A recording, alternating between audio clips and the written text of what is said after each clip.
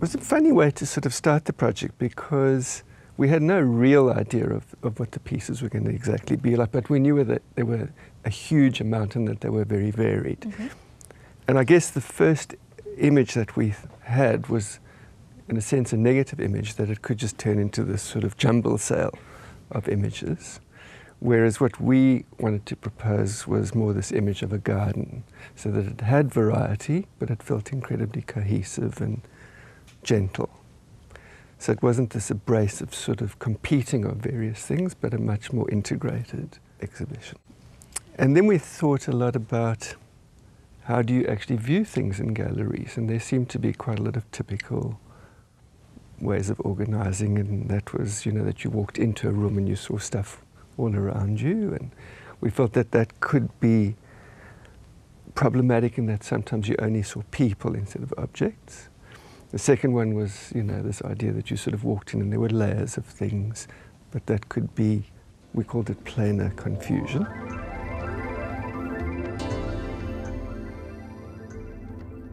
I think that the space that we were given is a very big space that's quite low comparatively for a gallery space, very deep. And we were really interested in making a series of rooms rather than one big room with things in it.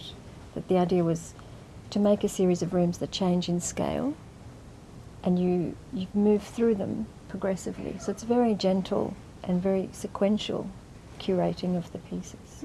I mean, in many ways it was quite a traditional way of organizing an exhibition. You know, you have this sort of central armature and you sort of circulate around it, and that you slowly reveal the objects, and that you don't lead to this, because I think sometimes you get quite exhausted seeing everything at once. So it was a way of sort of delaying it, and then you see something and you're either interested or you're not interested, and then you move to the next one. But it's a way of holding you every now and then as you move through the room.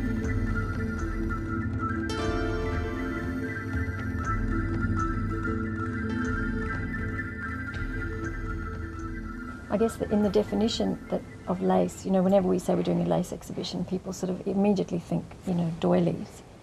But we were very interested in the idea that actually it's a much broader definition, and it's this idea of an open work structure that can be made in any material.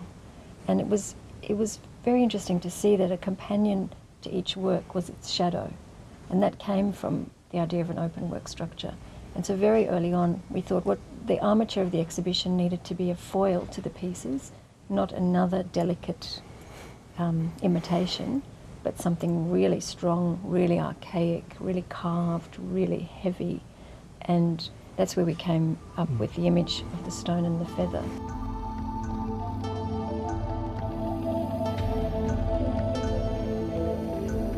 Often in designing something, there's, I guess, generally we take two approaches, you know, that you can either try and imitate it as closely as possible, or you can be as distant from it as possible.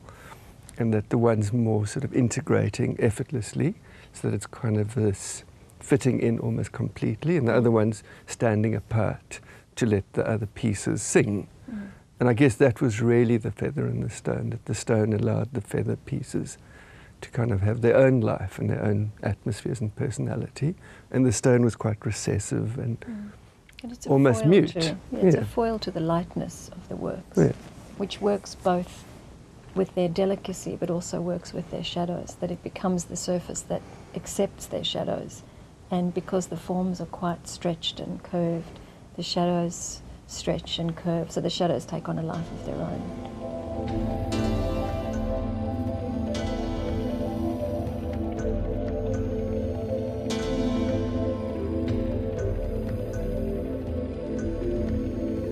So, I mean, there were a couple of things that we thought was how to make noise into music, because sometimes all these stuff competing could be quite shrill, and we wanted to make it melodious. How to make the general into specific, which means how do you take all these pieces and just allow people to see the beauty of each one effortlessly, because sometimes if you see everything at once, it's quite a hard thing to read them. So it was trying to sort of capture people and have time with these pieces. You know, that you slow people down. I think that was an important thing for us. Especially because the rooms are scaled to be broad, arced, wide spaces, and then the enclosing circle actually shuts down and makes a much more intimate space for the smaller works. And the smaller works you can see very close up, and obviously again in sequence, but in a much smaller and more intimate space. And then the broader works are in these wide arced spaces. So the geometries are very similar, but they just make these very differently scaled rooms, which accept very differently scaled pieces. And then there are these very special show cases, which take very individual works that almost make their own environment.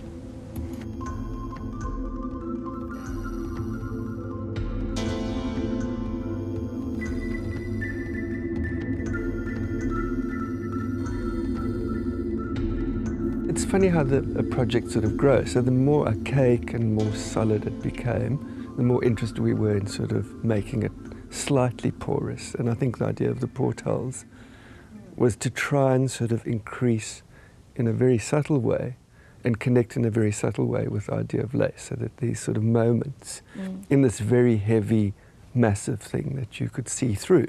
And there were these exciting images of and ambiguous images of what was coming. Yeah. Well, they were very nice to curate, actually, because they allowed you to see a sort of sniff of what was around the corner. And often we made quite unusual connections, like between the lace tablecloth and the tiny teapot, connected, but by this quite tiny little glimpse. And then you come around the corner and you see it.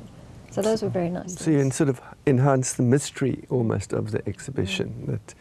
And that's sort of something that's quite made it more compelling instead of, yeah, I've understood the whole thing and now I'm just whizzing through it. That you get the sense of, wonder what that could be.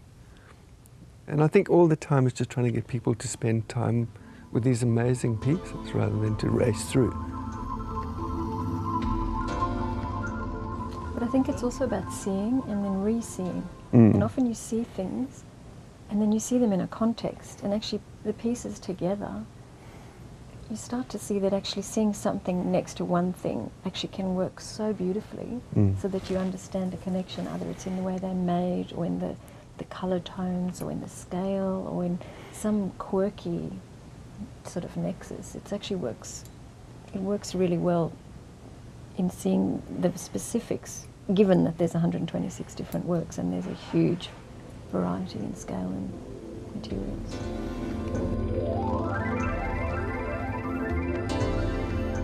I think there's something interesting about any design that allows an organic response to conditions, that it's not a fixed sort of it's a very way of working. Accepting and very flexible armature.